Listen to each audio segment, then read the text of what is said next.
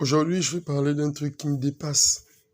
Parce que cette image que je vois là, en réalité, quand on est un grand, quand on veut devenir un grand, ce geste n'a pas lieu d'être.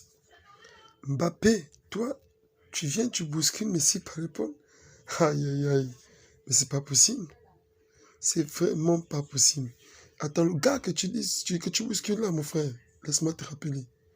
À ton âge, il avait déjà 3 ballons d'or, mon frère. Il en avait 3. Je dis bien un à 21 ans, 2 à 22 ans, 3 à 23 ans. Il était en phase de prendre le 4e ballon d'or. Et toi, tu viens, tu le bouscules comme ça. Tu bouscules celui qu'on dit le meilleur joueur de l'histoire du football. À 23 ans, il était déjà dans le top 10 des meilleurs joueurs de l'histoire du foot. Et toi, tu viens, tu bouscules comme ça. Et Kylian, tu as du culot.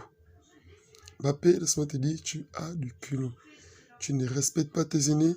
Je te jure, le football sera aussi ingrat envers toi.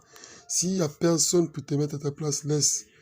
Moi, qui suis un fan de football, je viendrai dire ces choses ici. Je crois qu'il y a d'autres fans aussi comme moi du foot qui n'aimeraient pas voir ce genre de gestes dans un stade, qui viendront te dire la vérité. Kylian, toi, tu es là, tu as 23 ans, mais tu n'es même pas, je ne crois pas que tu es même classé dans le top 30 même des meilleurs joueurs d'histoire du football. Mais ce type, à ton âge, il était déjà moins dans le top 10. Il était déjà moins dans le top 10 des meilleurs joueurs d'histoire du football. Tu viens, tu le bouscules comme ça. Tu as le problème avec Neymar. Tu as le problème avec Messi. Tu as le problème avec presque toute la moitié de ton staff. Pourquoi? Parce qu'ils veulent te raisonner. Mais toi, tu ne veux pas comprendre à cause d'un futur contrat. Qu'on t'a donné un futur contrat qui t'estime être le président du Paris Saint-Germain. Tu décides des choses et tout. C'est ça, hein, mon frère? Hein? Donc ça veut dire que parce que tu as eu ce genre de contrat, tu ne dois plus respecter tes ennemis. Et puis quoi encore? Tu disputes le penalty avec Neymar. Mais désolé, de toi à moi, Neymar est meilleur tireur de penalty que toi. Ça, je te le dis grave.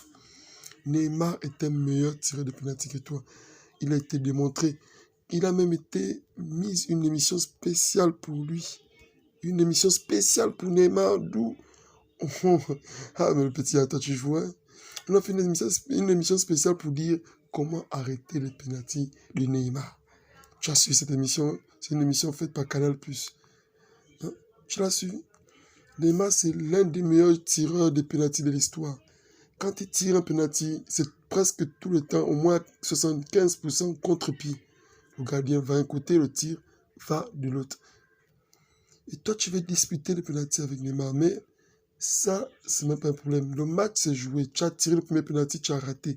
Le meilleur tireur de penalty on va dire, du monde actuellement est là. Il y a un deuxième penalty, mais il peut tirer un. Ce Neymar avec qui tu disputes des penalty, laisse-moi te dire, Messi était le chef à Barcelone. Toi, tu n'es même pas un chef à Paris. Messi était le chef à Barcelone. Il avait aussi à peu près les mêmes droits que toi, que tu as actuellement là, à Paris. Je crois qu'à Barcelone, il avait encore, on va dire, quasiment les mêmes droits. Mais Messi laissait tirer Neymar le penalty.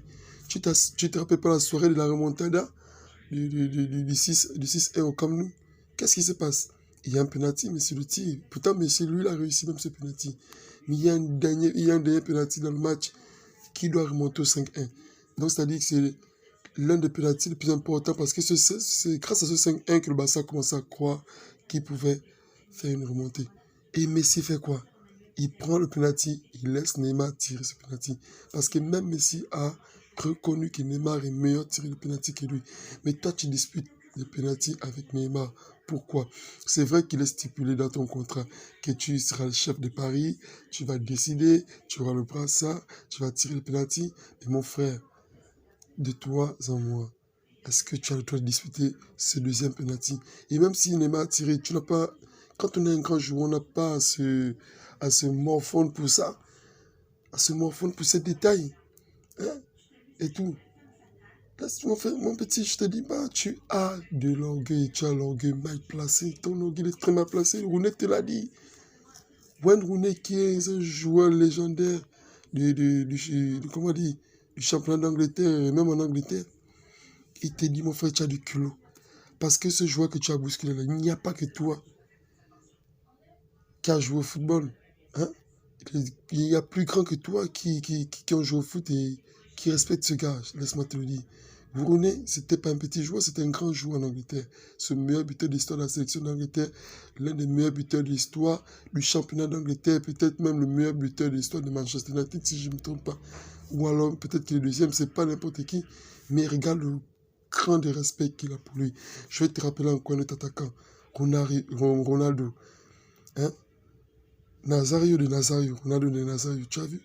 C'est le plus jeune ballon d'or qui existait dans le monde du football. Il a pris son premier ballon d'or à 19 ans quasiment, à 19 ans. Il a pris son deuxième ballon d'or en 2000, on va dire en 2002, je crois. 2002, on va faire plus 5 ans. Il prend son deuxième ballon d'or à 24 ans. Mais ce Ronaldo Nazario, il reconnaît la suprématie du joueur que tu as bousculé. Ce genre de joueur, en fait, tu identifies ce joueur qu'on appelle Lionel Messi comme étant l'un des meilleurs joueurs de football. Toi, tu viens, tu bouscules. Tu viens Neymar, tu ensuite. Mais laisse-moi te dire, mon petit, si avec ces gars, tu as un problème, toi, tu joues. Ils peuvent te boycotter, mon frère. Et laisse-moi te dire, tes dirigeants ne pourront pas les chasser. Les dirigeants de Paris ne pourront pas les mettre à côté à cause de toi. Sache-le, ils ne le feront pas. Ils ne le feront pas. Pourquoi? Parce qu'ils savent qu'ils ont besoin de ces deux pour pouvoir gagner la Ligue des Champions. Le projet de Paris repose sur eux. On ne peut pas te donner Paris seul et puis toi, tu vas faire gagner Paris la Ligue des Champions. Moi, je te dis, c'est impossible, Mbappé. Tu ne peux pas. Si tu veux être un grand joueur, tu as besoin de Messi. Si tu veux être un grand joueur, tu as besoin de Neymar. Ces gars peuvent te nourrir de ces passes et faire de toi le meilleur buteur de l'histoire du football. Ou encore même, pourquoi pas, le meilleur joueur de ta génération. Mais tu ne les respectes pas, non? Tu viens, tu viens carrément te foutre à eux. Mais regarde Luis Suarez. Luis Suarez vient à Barcelone. Luis Suarez n'est pas, on ne va pas dire que Luis Suarez était le meilleur attaquant du monde. Non, jamais. Lewandowski, il était là. Mais quand Luis Suarez était avec Messi et Neymar, qu'est-ce qui s'est passé? Ah, il est sorti meilleur buteur de la Liga. Le premier joueur sorti meilleur buteur de la Liga dans on va dire, la domination de Messi, Ronaldo, la période de domination de Messi, Ronaldo. Il est ce seul joueur qui a gagné le soufflet d'or devant eux. Et pourquoi? Parce qu'il a respecté Messi, il a mis Neymar à sa place. Et tous ont travaillé pour que lui, il soit reconnu sur sa juste valeur comme étant le grand attaquant qu'il est reconnu actuellement. Mon fils, il faut comprendre les choses. Mbappé, tu as chié. Il faut demander pardon. Demande pardon à tes grands frères. Hein? Demande pardon. Même si cela est stipulé à ton contrat. Toi, si réellement tu aimes Paris Saint-Germain, tu ne feras tout pour que le staff se tienne bien. De un d'abord, ce contrat, moi je te condamne même pas toi, je condamne plus les gens parce que le contrat qu'ils t'ont fait pour te garder, c'est pas sérieux. Ils sont carrément en train de mettre les autres en lien parce qu'ils ont quasiment oublié qu'ils ont des joueurs comme Messi, Ramos et Neymar dans le club. Ils ont quasiment oublié cela. Ils ont quasiment oublié qu'ils ont ce genre de joueurs. Et ces gars, ils n'aiment pas, on va dire, ils n'aiment pas se sentir gênés lors de la lancée. C'est une année Coupe du Monde, mon petit. Messi ne va pas te regarder jouer et te laisser être le seul dans la lumière. Neymar ne va pas te laisser jouer et te laisser être le seul dans la lumière. Non. À 2 mois, il y a la Coupe du Monde, mon petit. Ils doivent être au top. Ils ont besoin de se rassurer. Et laisse-moi te dire, tu ne peux pas, on va dire, monopoliser tout. Que c'est toi qui vas tout prendre. Non, mon petit, tu ne peux pas. Il faut qu'on te dise la vérité. Tu as déjà assez d'argent que les gens te donnent. Contente-toi de ça, Mbappé. Et va, tu t'excuses et tu redeviens le grand buteur du Paris Saint-Germain que tu es. Tu as beaucoup de records dépassés à Paris et tu as besoin de Messi et Neymar pour le faire. Arrête de te mettre les grands joueurs à dos. Je te jure, en matière de talent, tu n'arrives même pas à la cheville de ces deux-là. Que ce soit Neymar, que ce soit Messi, tu n'arrives pas à la cheville. Je te jure que quand Neymar décide de changer un match, peut-être que toi, tu connais Neymar de Paris, mais je vais te dire, je vais te rappeler un truc qui s'est passé à Barcelone, que tu ignores. Je crois que c'était la saison 2015-2016, je ne sais pas, en 2015-2016 ou 2016-2017. Je crois quand même que c'était 2015-2016. Messi prend une blessure de quasiment 3 mois d'absence. Le Barça devait jouer une... Je te dis, c'est pas Paris, hein, je te parle du Barça, le grand Barça. Barça devait jouer une vingtaine de matchs. Une vingtaine de matchs sans Messi. Je crois qu'ils ont peut-être fait 25 matchs sans Messi parce que Messi était revenu à un classico où... Le classico, il était même au banc, je crois bien. Il rentrait, le Barça menait à 3-0 au Santiago Bernabéu. Je laisse-moi te dire, mon petit, le Barça fait 25 matchs, aucune défaite. 25 matchs, 23 victoires, 2 matchs nuls.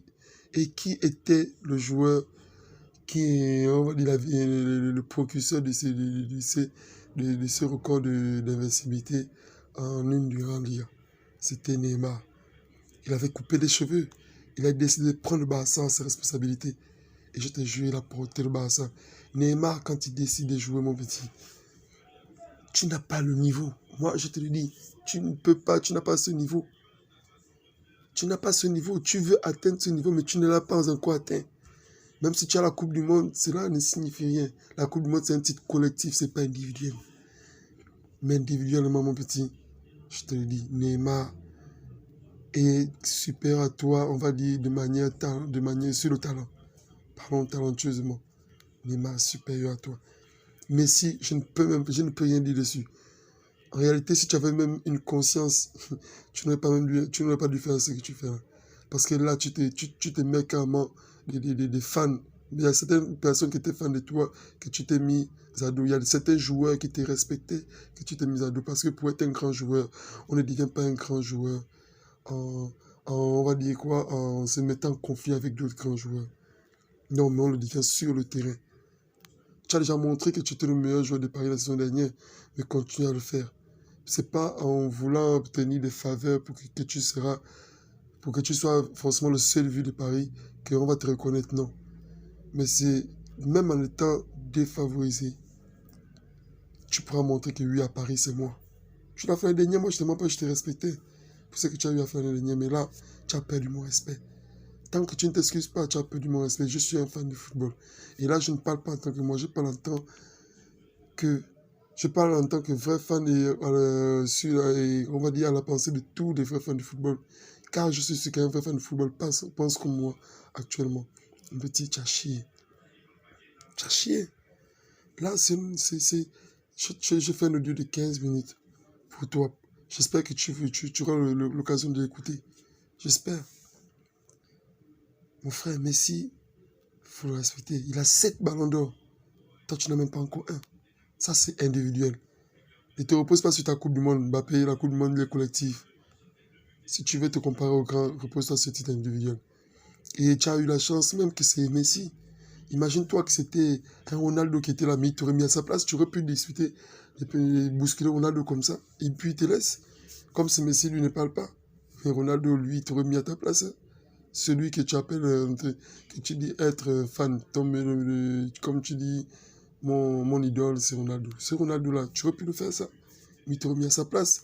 C'était Zlatan Ibrahimovic que tu as bousculé comme ça, mais tu étais mort. C'était des palettes de baffles avec les pieds que tu aurais pris, mon frère. Imagine-toi. Mais comme ce Messi, tu viens, tu bouscules. Comme lui ne parle pas, c'est un gars pacifique. Tu viens, tu fais. Mon petit, tu te trompes. Tu te trompes, Mbappé. Tu n'es pas encore arrivé à ce niveau. Et plusieurs personnes de carrière ont basculé à cause de ce style de caractère, ce style d'ego. C'est pas vraiment bien. Il y a le bon ego, il y a le mauvais. C'est Cristiano Ronaldo. Pourtant, lui aussi, il était, je te dis, en termes d'ego, il était, mais lui, ce n'était pas ce genre-là. Son ego était plus placé sur les performances, sur le terrain. Et lui, au moins, on pouvait, s'il faisait la même chose que toi, on pouvait dire oui. C'est l'un des meilleurs joueurs de l'histoire du football, c'est le meilleur buteur de l'histoire du foot. Voici son deuxième, voici celui qui suit Messi. Toi, tu n'as pas le droit de faire ça. Et je crois qu'à part, c'est lui-même, le troisième n'est même pas, il n'y a même pas de troisième. Les deux meilleurs joueurs de l'histoire du 21e siècle, c'est Messi et Ronaldo. Le troisième n'existe pas. Donc si Messi peut parler avec une personne, c'est Cristiano Ronaldo. S'il veut parler avec des gens dans l'histoire du football, c'est pas toi, c'est on va dire les Pelé, les Maradona, les Johan Cruyff, et etc. Ils sont beaucoup, mais pas toi, mon petit. Calme-toi, Kylian Mbappé. Va, tu t'excuses. Tes dirigeants, ils t'ont fait signer le contrat, c'est vrai. Mais même eux, ils ne peuvent pas on va dire quoi, assumer tout ce qu'ils ont eu à dire dans ce contrat. Parce que là, regarde, qu'est-ce qu'ils font? Qu'est-ce qui s'est passé à la réunion? Nous, on ne connaît pas, mais je suis sûr qu'il y a des choses qui ont été dites où ça va à l'encontre de ton contrat. Je suis sûr de moi. Voilà. Mon petit, fais attention. C'est tout ce que j'avais à dire. Et moi, je crois que tu es le meilleur joueur de ta génération. Mais respecte les anciens. Quand on veut devenir grand, on respecte les anciens. Regarde Messi. C'était tout. Il est toujours en train de respecter les grands. Il n'a jamais dit qu'il est supérieur au grand. Il n'a jamais bousculé un grand, non. Sur Internet. Il respecte toujours. Toujours. Il est très humble. Donc, apprends aussi à avoir ce caractère. C'est ça qu'on appelle le caractère du grand. Tu comprends? Voilà la preuve depuis que tu es au haut niveau. Depuis 2017 que tu es au haut niveau. Tu es le meilleur joueur, le meilleur jeune joueur depuis 2017, Kylian Mbappé. Il n'y a pas un jeune joueur qui a le même talent que toi. Mais regarde, toi qui domines la jeunesse. Il n'y a que les trentenaires qui prennent le ballon d'or devant toi. 2017, quand tu es clos. Cristiano Ronaldo, c'est un trentenaire. 2018, tu es le meilleur buteur du championnat de France. Tu gagnes la Coupe du Monde. Qui prend le ballon d'or? Luka Modric, un trentenaire. 2019, meilleur buteur du championnat français encore. Tu exploses les compteurs en France. Qui est ballon d'or encore? Toujours le meilleur jeune joueur, c'est toi. Hein? Mais qui est ballon d'or? Lionel Messi, un trentenaire. 2020, qui est une année où il n'y a pas eu de ballon d'or, 7. Mais qui devait prendre ce ballon d'or? Lewandowski, un trentenaire. 2021, qui a pris le ballon d'or? Malgré ta forme, c'est toujours un trentenaire. Lionel Messi. Voilà encore, 2022. C'est un trentenaire qui prendra le ballon d'or, c'est Karim Benzema. Ça prouve que toi, en tant que jeune dominant, tu n'arrives même pas à, on va dire, à t'infiltrer sur ce panthéon de meilleurs joueurs d'une année. Jamais tu ne l'as eu. Mais Messi que tu as bousculé. Il n'y a pas un trentenaire qui a pris le ballon d'or devant lui. Si ce n'est que Cristiano Ronaldo, qui est son propre rival. Il n'y a pas de trentenaires, ils ont confirmé leur jeunesse. Et toi, tu viens, tu le bouscules. Mais, pitié de toi. En tout cas, c'est tout ce que j'avais à te dire. Et fais vraiment très attention. Tu risqueras de perdre. Le football risquera de t'accabler si tu continues avec ce caractère. Merci.